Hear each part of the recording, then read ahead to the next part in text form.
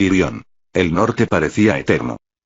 Tyrion Lannister se sabía los mapas tan bien como cualquiera, pero 2 semanas en el miserable sendero de cabras en que se convertía allí el camino real le habían demostrado que los mapas eran una cosa y el terreno otra muy diferente.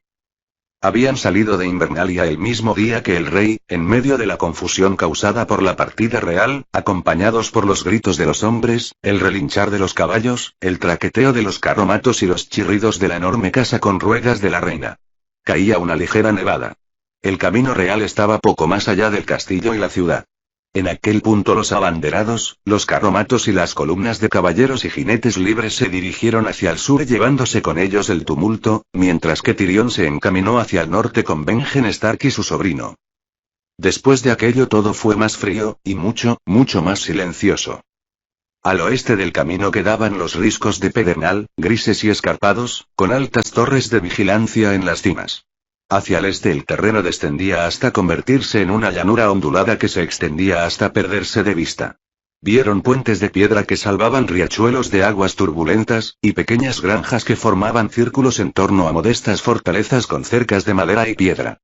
El camino estaba muy concurrido, y por la noche podían acomodarse en las rudimentarias posadas que lo bordeaban. Pero, a 3 días de marcha de Invernalia, las granjas dejaban paso a bosques densos, y cada vez se encontraban con menos viajeros en el camino real. Los riscos de pedernal se hacían más altos y escabrosos a medida que avanzaban, y al 5.º día eran ya verdaderas montañas, fríos gigantes color gris azulado con promontorios dentados y cumbres nevadas. Cuando soplaba el viento del norte, de los altos picos se alzaban penachos de cristales de hielo que ondeaban como estandartes. El camino, siempre flanqueado al oeste por las montañas, discurría hacia el norte y hacia el noroeste a través de un bosque, una densa extensión de robles, almácigos y brezo negro, que parecía más antiguo y más oscuro que ninguno de los que Tyrion había visto en la vida. Benjen Stark le dijo que era el bosque de los lobos. Era cierto, en las noches parecía cobrar vida con los aullidos de manadas lejanas, y los de otras no tan lejanas. El lobo largo albino de Jon Nieve alzaba las orejas ante aquel coro nocturno, pero no se unió a él nunca. En opinión de Tyrion, aquel animal tenía algo inquietante. Para entonces el grupo era de 8 miembros, sin contar al lobo. Tyrion viajaba con 2 de sus hombres, como correspondía a un Lannister.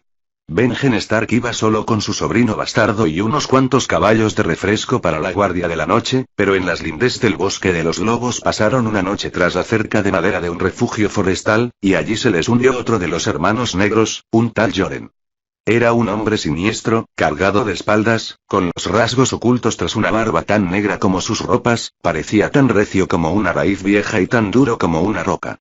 Lo acompañaban 2 chicos desarrapados, unos campesinos de los dedos. Violadores, dijo Yoren, dedicando una mirada fría a sus custodios. Tyrion lo comprendió al momento. Se decía que la vida era dura en el muro, pero sin duda era mejor que la castración.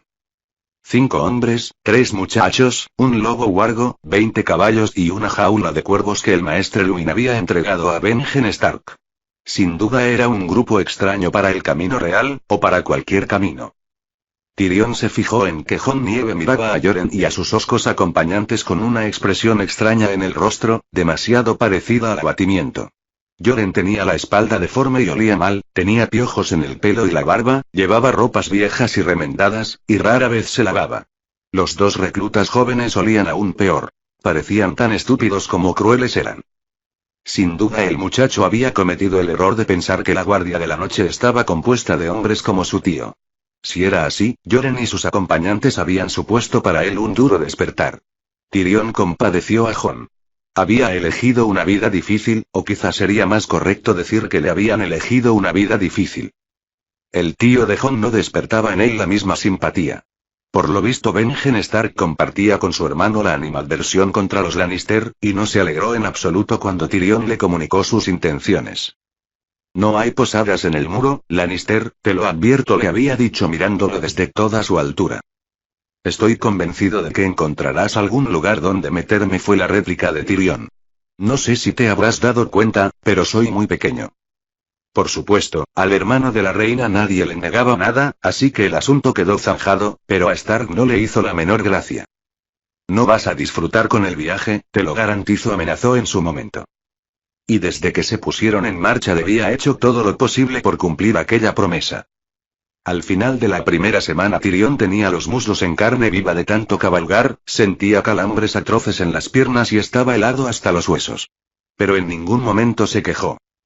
Antes la muerte que dar aquella satisfacción a Benjen Stark. Saboreó un atisbo de venganza con el asunto de sus ropas de montar, unas pieles de oso andrajosas, viejas y malolientes. Stark se las había ofrecido en un alarde de la galantería propia de la Guardia de la Noche, esperando sin duda que él las rechazara elegantemente. Tyrion las aceptó con una sonrisa. Cuando salieron de Invernalia llevaba las ropas más abrigadas que tenía, y pronto descubrió que eran del todo insuficientes. Allí arriba hacía frío, mucho frío, cada vez más. Por las noches las temperaturas descendían muy por debajo del punto de congelación, y cuando soplaba el viento era como un cuchillo que cortara sus mejores ropajes de lana. Sin duda Stark lamentaba ya su impulso caballeroso. Quizá hubiera aprendido la lección. Los Lannister no rechazaban nada, ni elegantemente ni de ninguna manera. Los Lannister aceptaban todo lo que se les ofrecía. A medida que avanzaban hacia el norte las granjas y los refugios eran cada vez más escasos y pequeños, y estaban más adentrados en el bosque de los lobos, hasta que al final ya no les quedaron más techos bajo los que cobijarse. A partir de allí solo podrían contar con sus recursos. Tyrion no servía de gran cosa a la hora de montar ni de levantar un campamento. Demasiado pequeño, demasiado cojo, siempre estorbando. Así que, mientras Stark, Yoren y los demás hombres erigían refugios rudimentarios, se ocupaban de los caballos y encendían una hoguera, adoptó la costumbre de coger sus pieles y un odre, y alejarse de todos para leer. En la 18ª noche de viaje, el vino era dulce y ambarino, una delicia poco común de las islas del verano que había llevado consigo todo el trayecto desde Roca Casterly, y el libro, una reflexión sobre la historia y características de los dragones. Lord Eddard Stark le había dado permiso para llevarse prestados unos cuantos volúmenes de la biblioteca de Invernalia, que eran auténticas rarezas, y Tyrion los había cogido para su viaje hacia el norte. Encontró un lugar cómodo lejos del ruido del campamento, junto a un arroyo de aguas rápidas, tan transparentes y frías como el hielo. Se refugió del viento cortante tras un roble viejo y retorcido, se arrebujó en las pieles con la espalda apoyada contra el tronco, bebió un sorbo de vino y empezó a leer acerca de las propiedades del hueso dragón. El color negro del hueso dragón se debe a su alto contenido en hierro, le informó el libro. Es fuerte como el acero, pero más ligero y mucho más flexible, y por supuesto completamente incombustible. Los Dothrakis valoran en sobremanera los arcos de hueso dragón, y no es de extrañar. Estos arcos tienen un alcance muy superior a los de madera. Tyrion sentía una fascinación morbosa por los dragones. La primera vez que fue a Desembarco del Rey, para asistir al matrimonio de su hermana con Robert Baratheon, se había propuesto buscar los cráneos de dragón que habían decorado los muros de la Sala del Trono en tiempos de los Targaryen. El rey Robert los había sustituido por estandartes y tapices, pero Tyrion porfió en su empeño hasta que encontró los cráneos en el sótano húmedo donde los tenían almacenados. Había esperado toparse con algo impresionante, quizá incluso aterrador, no que fueran hermosos. Y lo eran. Negros como el ónice, tan lustrosos que parecían resplandecer a la luz de la antorcha. Tyrion presintió que les gustaba el fuego.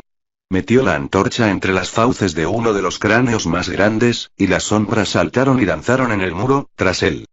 Los dientes eran cuchillos largos y curvos de diamante negro.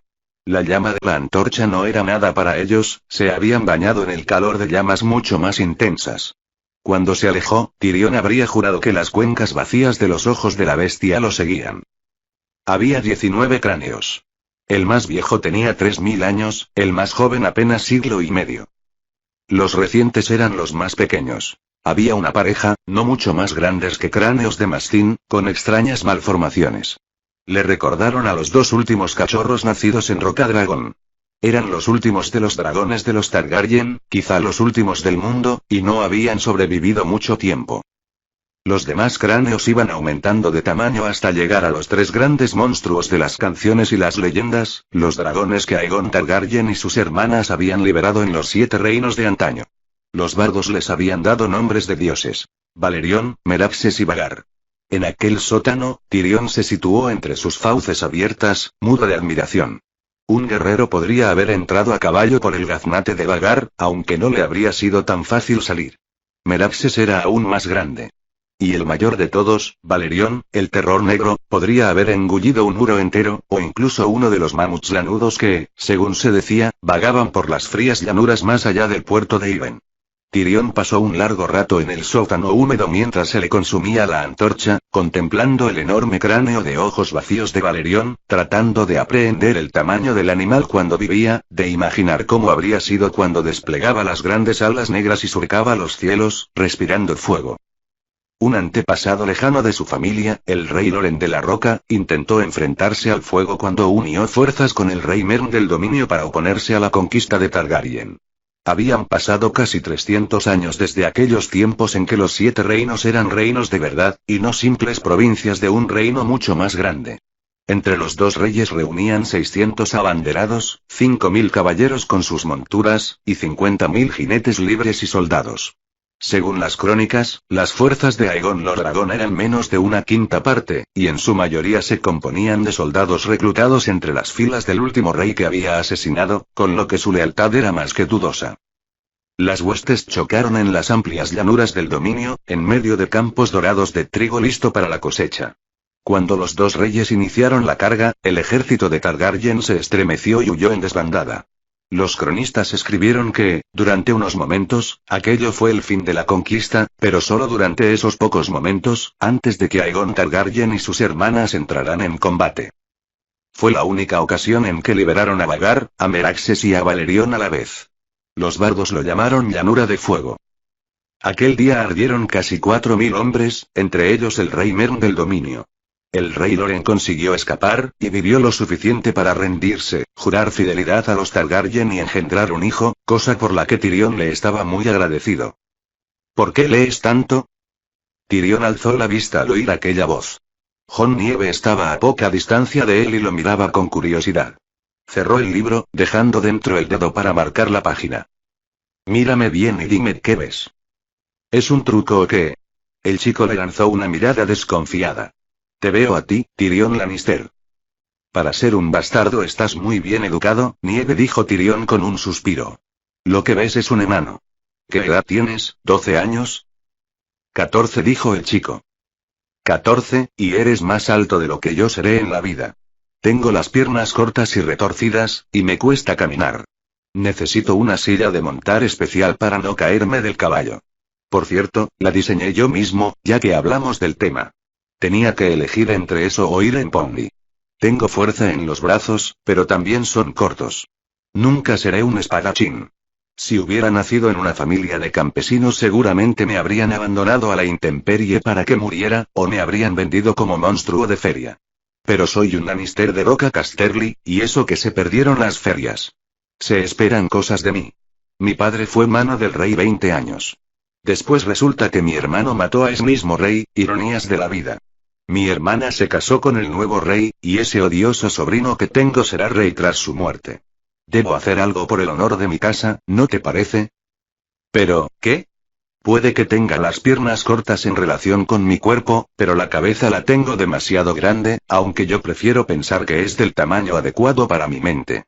Tengo una idea bastante precisa de cuáles son mis puntos fuertes y mis puntos débiles. Mi mejor arma está en el cerebro. Mi hermano tiene su espada, el rey Robert tiene su maza, y yo tengo mi mente, pero una mente necesita de los libros igual que una espada de una piedra de amolar, para conservar el filo.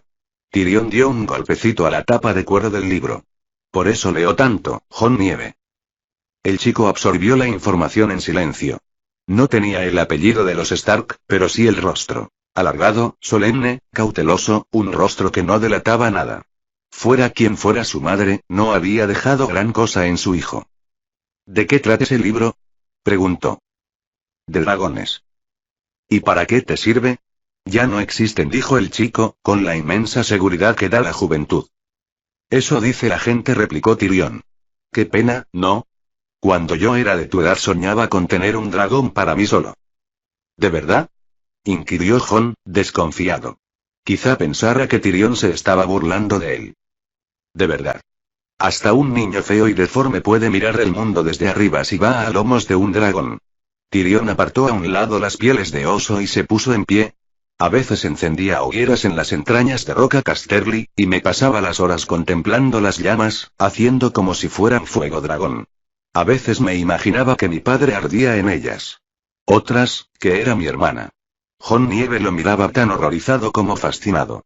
Tyrion se echó a reír a carcajadas. No pongas esa cara, bastardo. Yo sé tu secreto. Tienes los mismos sueños. No se espantó Jon. Yo jamás. No. Nunca. Tyrion arqueó las cejas. Vaya, me imagino que los Stark han sido pero que muy buenos contigo.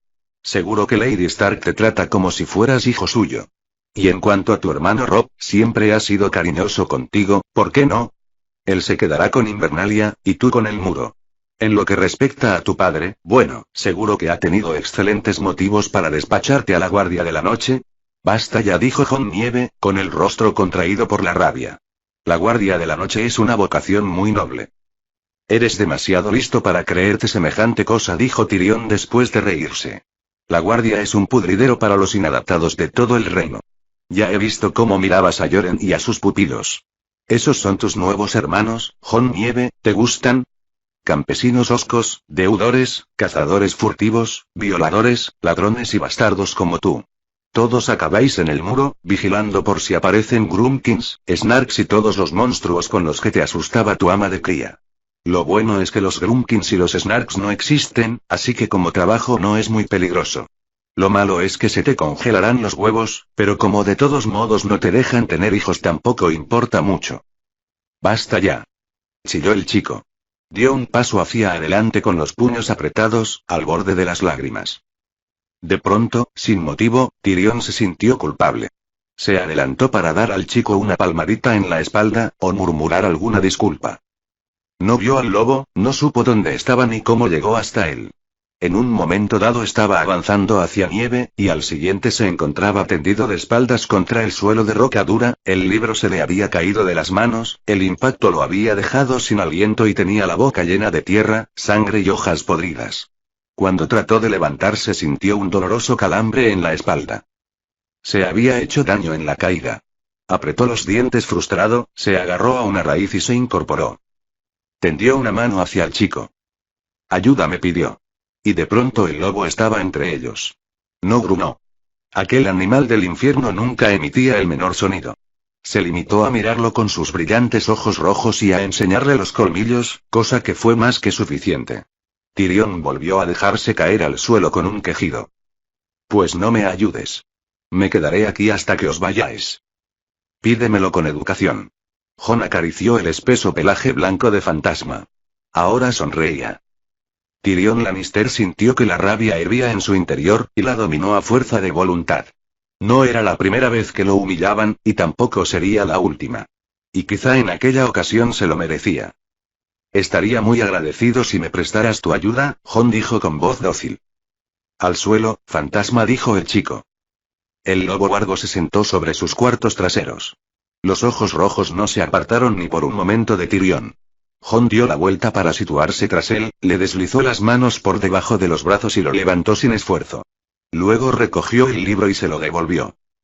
¿Por qué me ha atacado?, preguntó Tyrion después de mirar de soslayo al lobo Vargo y limpiarse la sangre de la boca con el dorso de la mano. A lo mejor ha pensado que eras un Grumpkin. Tyrion le lanzó una mirada agria. Luego se echó a reír, con un bufido de diversión que le salió por la nariz sin que pudiera hacer nada por evitarlo. Oh, dioses, dijo entre carcajadas entrecortadas. Sí, me imagino que tengo pinta de Grumpkin. ¿Qué hará entonces con los Snarks? Mejor que no lo sepas. Jon recogió el odre y se lo tendió. Tyrion quitó el tapón, echó la cabeza hacia atrás, apretó el odre y bebió un largo trago. El vino fue como un fuego fresco que le bajó por la garganta y le calentó el estómago. Luego se lo tendió a Jon Nieve. ¿Quieres? Es verdad, ¿no?, dijo el chico tras aceptarlo y beber un sorbo con cautela. Lo que me has dicho de la Guardia de la Noche es cierto. Tyrion asintió. Jon Nieve apretó los labios. Pues si es así, que así sea, dijo al final. Muy bien, bastardo, dijo el hombre sonriéndole. Casi todos los hombres prefieren negar la verdad antes que enfrentarse a ella. Casi todos, repitió Jon. Pero no es tu caso. No, admitió Tyrion. No es mi caso. Ya no acostumbro a soñar con dragones. Los dragones no existen. Recogió las pieles de oso. Vamos, tenemos que estar de vuelta en el campamento antes de que tu tío convoque a los abanderados. El campamento no estaba lejos, pero el terreno era irregular y, cuando llegaron, tenía calambres en las piernas.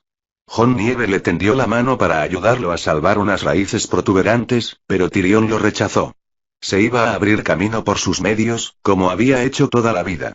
Aún así, se alegró de llegar al campamento. Las tiendas ya estaban alzadas contra el muro de un refugio que llevaba mucho tiempo abandonado y ahora les servía como escudo contra el viento. Los caballos estaban atendidos y la hoguera encendida. Yoren se había sentado en una piedra para despellejar una ardilla. El olor delicioso del guiso inundó las fosas nasales de Tyrion. Llegó como pudo hasta donde Morree, su criado, removía el caldero. Morree le tendió el cucharón sin decir palabra. Tyrion lo probó y se lo devolvió. Más pimienta, dijo. Ah, ya estás aquí, dijo Benjen Stark saliendo de la tienda que compartía con su sobrino. No vuelvas a alejarte solo, Jon. Pensé que los otros te habían cogido. Fueron los Grunkins, le dijo Tyrion con una carcajada. Jon Nieve sonrió. Stark miró a Yoren, desconcertado. El viejo gruñó, se encogió de hombros y volvió a su sangrienta labor. La ardilla dio algo de sustancia al guiso, y aquella noche lo comieron junto a la hoguera, acompañado de pan de centeno y queso duro. Tyrion pasó de mano en mano su odre de vino hasta que incluso Yoren se suavizó. Uno a uno, se fueron retirando a las tiendas para dormir, todos menos Jon Nieve, a quien había correspondido el primer turno de guardia.